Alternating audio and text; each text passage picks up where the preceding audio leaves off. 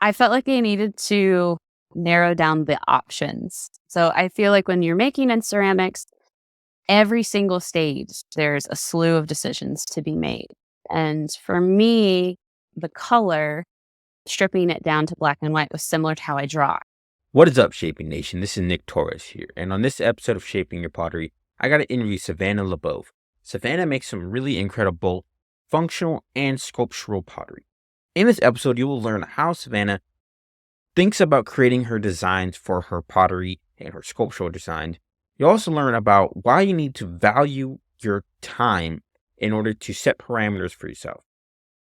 Finally, you'll also learn about how to start doing collaborative projects and so much more in this episode. I hope you guys enjoy it, and I'll see you guys in there. Savanna, welcome to Shaping Your Pottery, and share with me, what is something you love besides making pottery? I think that being involved in my community, so doing volunteer work, and I do that in a couple of different ways. I'm a gallery committee chair for a local arts organization, which means we select work that's shown in the gallery, as well as helping install and deinstall and being there at events. And then in addition, I also help with the Creative District Council here in Carbondale. So Colorado has certified creative districts, which essentially provides state funding for certain art things within towns. And our town is one of those districts. So we do a lot of different art related things. Being a council member, it's a range from like restaurant owners to architects like myself. And we get together and kind of determine what our goals are as a district and how we want to serve our community. I love that. So tell me the story how you got started in ceramics. Well, it's kind of a roundabout way. I've always done art, and I decided I wanted to study studio art at Louisiana State University. I'm originally from Baton Rouge, so it was staying in my home city. And I went in as a painting and drawing major. And through my first year, I realized that you could do a dual concentration. And so I quickly added sculpture to the mix. And with sculpture, I was required to take ceramics classes. So then ultimately at the end, I did a dual concentration with painting, drawing, and ceramics and minored in sculpture. So now tell me about the moment when you decided to pursue a residency program. Well, I think I was really encouraged by the professors at LSU as well as the graduate students in the ceramics department. They were kind of the big push. I had done a couple of summer programs my last 2 years of school at Aramont, Penland, and Anderson Ranch Art Center. And all of those have residencies in some capacity. And so I got to talk with those residents and learn about their experiences. So I applied to a slew of different residencies and ended up in Carbondale, Colorado. So can you tell me about what you were feeling when you were moving to Carbondale, Colorado? Excitement. I've always come to Colorado. Growing up, my aunt has lived here in the Rocky Mountains, and I used to visit a lot, and I loved it. My family always joked that I was more of a mountain gal than a Cajun swamp gal where I'm from. So I kind of always expected to end up in Colorado. Yeah, so a lot of excitement. I love that. So how did attending this residency help with your growth as an artist?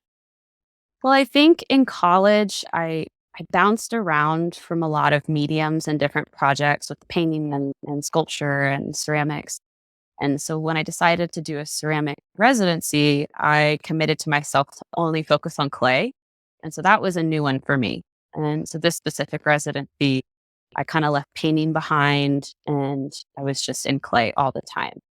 So that really helped me hone my skills and kind of find my voice of what I wanted to make.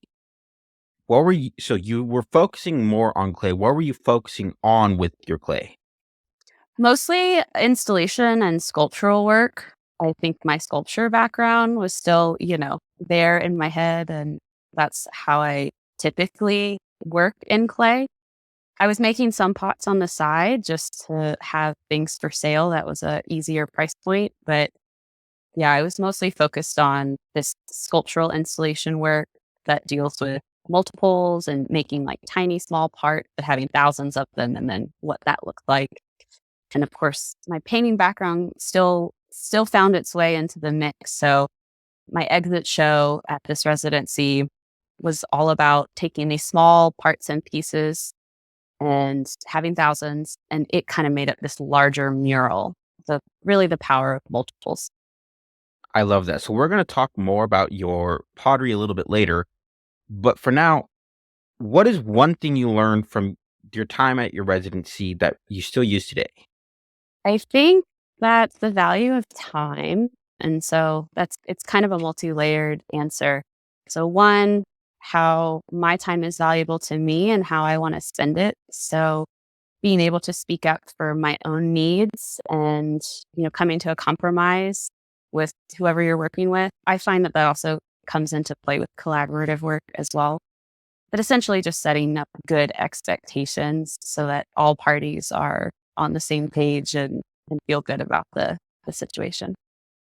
Can you give me an example of like what you mean by valuing your time? Like go a little bit further on that. Okay, so me personally, myself, I'm a yes person. I like to be helpful. If I see a need, I want to fill it. And so personally, I started to notice some overextension of myself with, just wanting to be either involved in the community or helping students or in the gallery and really needing to dial it back and spend that time in my studio.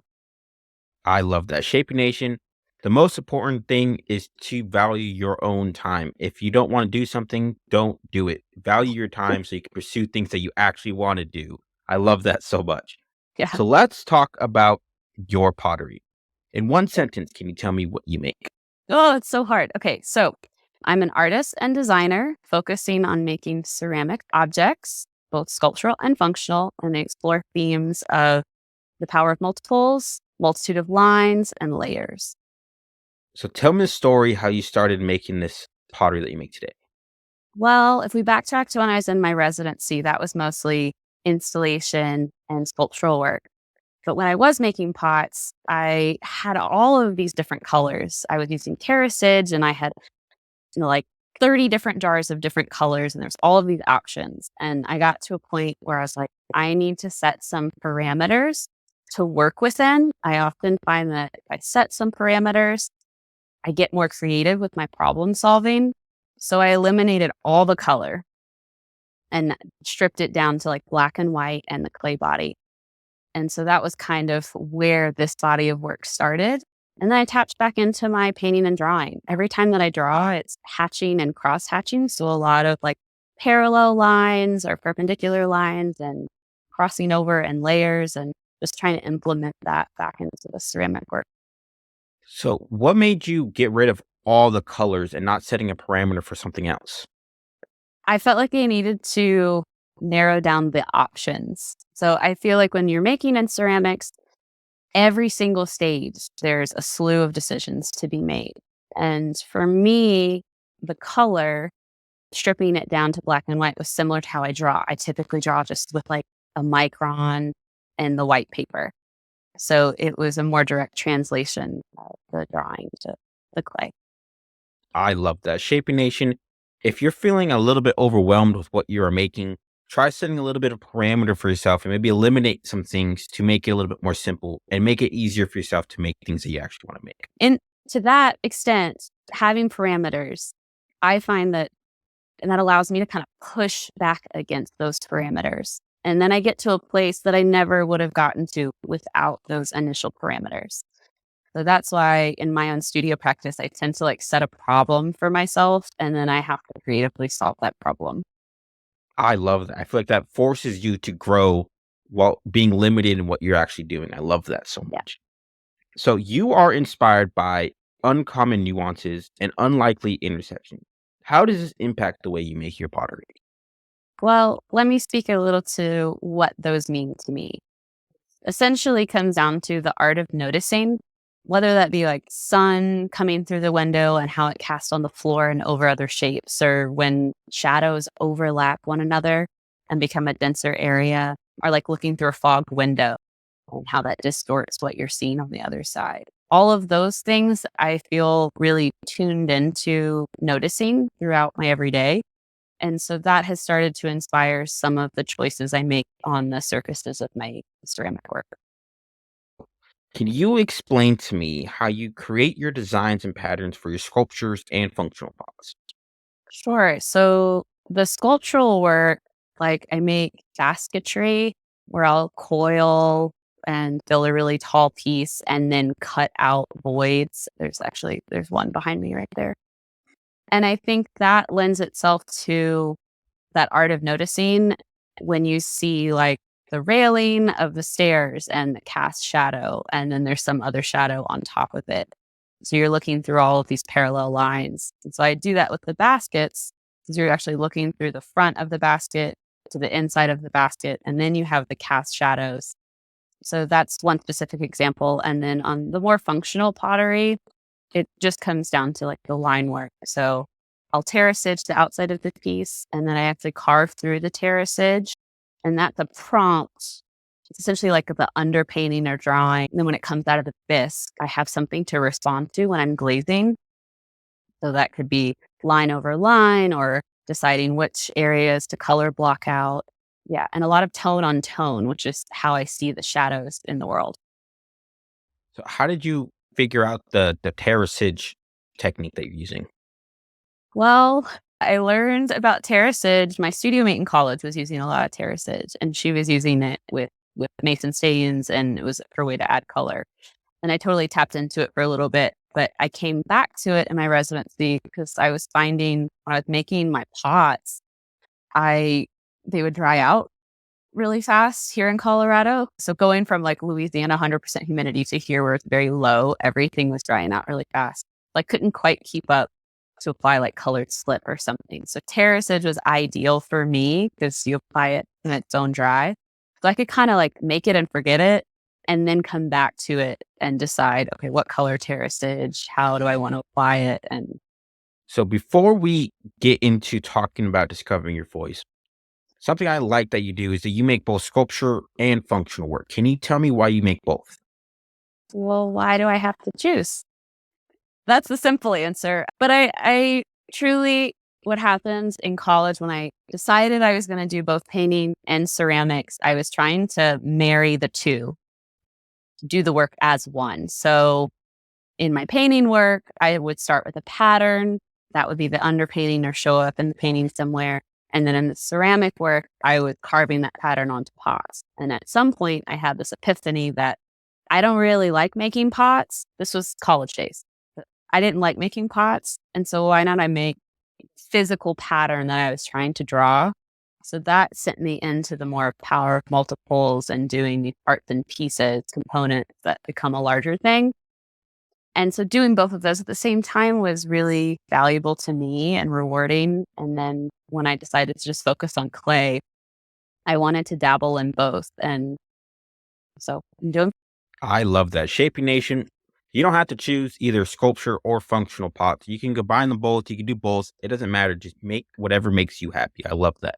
Yeah. And So I now you think have, that, go sorry, ahead.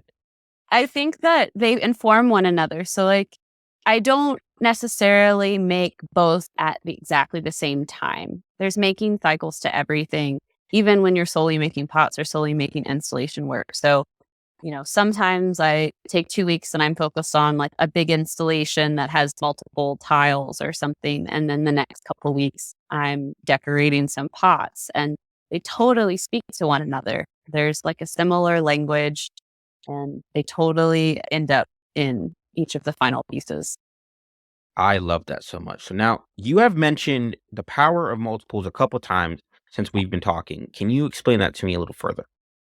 Well, I think a part of it comes from, in ceramics, we're limited by kiln size, kiln space, and it's often really hard to make something very large without some other things coming up like cracking, warping, whatever else. And so one of those solutions is to make the larger thing in these smaller parts and pieces. But beyond that, to speak to my drawing background, like stippling with dots or doing hatching or cross hatching, that's all like small, small mark making that's built up over time. And I like to bring that into the physical world, into the 3D world. So it can like invoke this feeling in a space. All of a sudden, if you see a piece from very far away and you like or walk up onto it. And then all of a sudden you're like, oh, those are all like individual parts and pieces. It kind of gives the viewer this like aha moment. Or like, oh, I can see how that came to be. I love that so much. So let's talk about discovering your voice. What would you say was your biggest obstacle when it came to finding your own style? Wanting to do all of the different things all of the time, I definitely felt like I didn't want to be married to this one specific style, which is hard because when you look at some of the great artists, they're known for this one specific thing or a couple of specific things. And as an artist, you think, oh, I should do that. I need to find that thing and be committed to that thing. Yeah, that kind of gave me a lot of anxiety or fear of like, what if I pick the wrong thing and I'm stuck with it? And ultimately, you're not. So, yeah. I love that. Shaping Nation, you don't have to be stuck doing the same things over and over again. You can always change it if you want to. You don't have to be stuck doing the same thing over again. Pick multiple things if you want. Do however many things you want. Just do things that you enjoy. I love that so much. So, what would you say helped you overcome this obstacle? I think realizing that I didn't have to choose, like exactly what you just said, I think also taking things in bite sizes. So, like, if I decide I want to go on a tangent and explore collage for a couple of weeks, like, okay, that's that little body of work, and I give it that time that it needs, and I can always circle back to what I was doing before. Like, that is okay. And what I learn in the collage work will totally inform what I'm doing in the ceramic work, or vice versa. I love that. So, you contribute your growth to the ability to allow time and space to fail. Can you tell me more about this? Yeah, I think it's inserting play in the studio. I found like when I was in a residency program, that was my sole focus. I had like a part time job just to survive, but I was able to dedicate a huge chunk of time to cranking out the work I wanted to make that I had set as an intention, but also giving some space to like play and experiment and try things out. And in turn, there's going to be failure. And then you learn from that failure. In your early first pottery classes, they make you like repeat a shape on the wheel so many times because like that first pot is never going to be your best pot. So anytime I approach a new project and I'm like, okay, I want to make a series of pictures, typically the first handful are like not that great and I end up reclaiming and it's like, but yeah. So these days I try to, every time I come to the studio, I try to give myself a little bit of time to play. And sometimes that's sketching in a sketchbook. Sometimes that's working with a different material. Sometimes that's just trying something that's not in my normal intern form that I make out of clay, or collaborative projects. I find a lot of play and creativity comes from collaborative projects. So, can you tell me more about collaborative projects? Because I always like think about them, but how do those actually work? Well, my most recent collaborative project was with a ballet dancer here locally, and it was actually prompted by a local gallery. They took 10 visual artists, so painters, ceramicists, sculptors, things like that, and paired them with a performative based artist, whether it's a musician, a playwright, dancer. So I got paired with this dancer, and I kind of knew immediately what I wanted to do. I wanted to record her movement in clay. So I cleared out my studio space. I rolled all my tables and shelves out and had 500 pounds of clay on the floor. And she came in and danced for a couple of hours. And so that's actually the piece you're seeing above my head. So all of that clay then got chopped up into smaller tiles and they have French cleat on the back. So they hang on the wall really nicely. And I just did some surface treatment with terracage and watered down underglaze to highlight the topography of her recorded movement. So with that, that is a jumping off point for me for other installations or sculpture or even just tactile surface that I could incorporate into other things. And I wouldn't have thought of any of those things without the prompt for that project. I love that. So, what can people do to help collaborate with other artists? Well, I think if you have other artist friends that you often like bounce ideas off of or you consult with, you could approach them and say like, "Hey, would you want to work on a side project together?" And you don't even necessarily have to have an idea in mind. That could be a part of the collaborative process, is selecting that. Other ways to do collaborative projects is like you start on a form and you pass it along to someone else and they do something and pass it back. And you're not necessarily speaking to one another face to face, but you're more responding to what each other is doing to piece. And that can be really interesting. And that also makes you like let go of final product because you have to relinquish some control when it comes to that. I love that. I definitely love that. I think that will help a lot of people.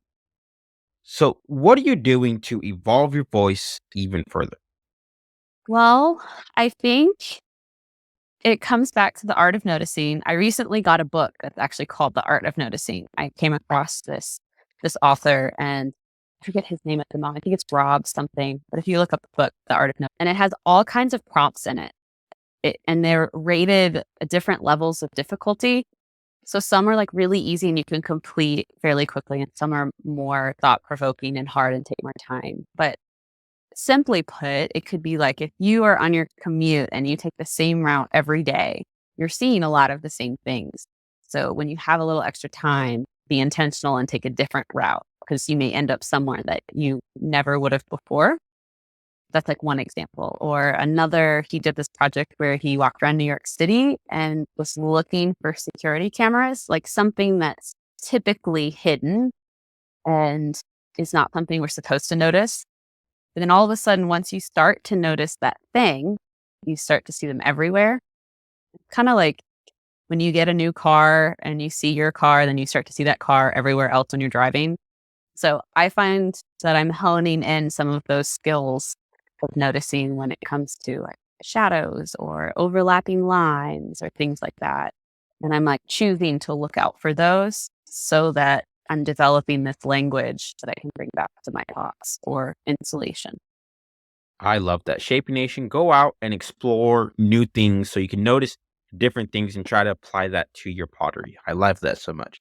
So, as we are coming to a close here, what is one thing you want to hammer home with my audience today? Think it's make what you want to live with. This is a quote that I saw posted in Giselle Hicks's studio when she was at Anderson Ranch as the studio coordinator. And it's something that has stuck with me. I wrote this, it's been on my wall, it's something I think about often. And essentially, it just comes down to don't try to anticipate what your buyer or customer wants because eventually that will like suck all the joy out of the making process and what you're making. You should make what brings you joy and what you would ultimately want to surround yourself with in your everyday life. And then once you really find that voice and you continue to do that, the people who like your work are the people you're making your work for. I definitely agree. That is such a great quote. Make what you want to live with. I love that so much. Savannah, it was really great chatting with you today. Where can my audience go and learn more about you? My website, savannalabauve.com. I'm also on Instagram at Savanna LaBauve. Yeah. It was really